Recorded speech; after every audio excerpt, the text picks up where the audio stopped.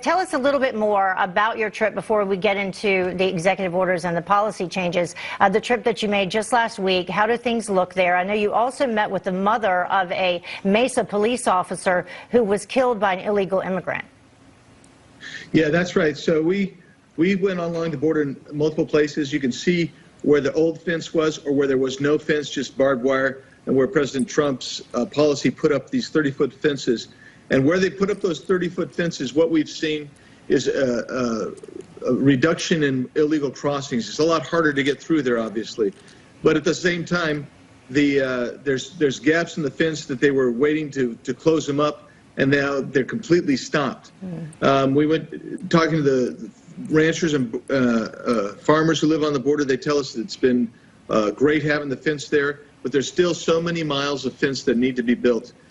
And then we did talk to the mother of Brandon Mendoza, who was killed by an illegal alien who was driving the wrong way on a freeway for 35 miles and just killed her son, who was going home from his job as a Mesa police officer. These types of things happen, and we don't hear about those too much, and that's why I wanted my colleagues to get down to the border, see the reality of the situation, know what's improved, know what's at stake, and I think it was very successful. Congressman, what is at stake? What do you think the harm is when illegals or even documented workers come into the United States? Well, we let in a little over 2 million people legally into this country a year, and then we have 500,000 or more that come in illegally. Nobody really is sure. But you have a host of problems, whether it's criminality that comes across some of them. We don't know what their background is when they're sneaking into the country. We don't know. They're not vetted. We also see that they are low-skilled, low-wage workers, so they take the job of other low-skilled, low-wage Americans who are looking for work. So it impacts our job situation, but it also impacts health care. So not this time, but on another border trip I took folks down, I asked an agent, how many diseases have you seen? And he started listing off a litany of diseases he had seen just in the last month, including one fellow they could never identify what he had, but there was some parasite or something actually literally eating away the skin of his arm.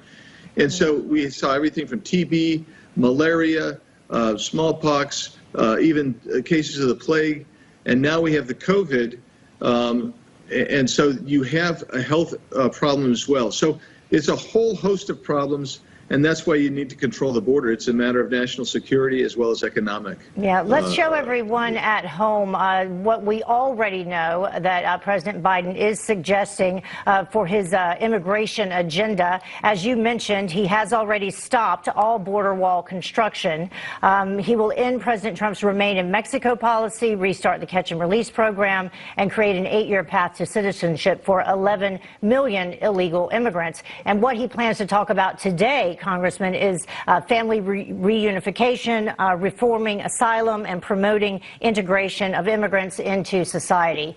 In terms of all of those and his plan, where do you see immigration going moving forward, at least over the next 4 years? Well, it's going to go to provide additional incentives for people to come and stay in this country illegally, both the amnesty that's promised as well as the catch and release. Both of those are magnets and draws. The asylum program that he's talking about, facilitating, making it easier to declare asylum, that will be a draw as well. He's also, when he starts talking about refugee, you begin to ask, well, what is the vetting process for asylees? What is the vetting process for refugees? That's going to come out, and we suspect that it's going to be substantially less vetting on these people coming in. And that's important because we don't know these people, and some of them are coming from some dangerous areas, no doubt, but some of them are part of the dangerous problem there in which to do our country harm. So we have to have that. So I see it going that direction. I would expect that you're going to see surges again. We've already seen masses. South of the border, we also see these caravans that are forming again. We also see that the cartels and NGOs from up here are advertising again. That means you're going to have a surge, and we're going to be overwhelmed at the border again. All right, Congressman Andy Biggs, thank you very much, sir.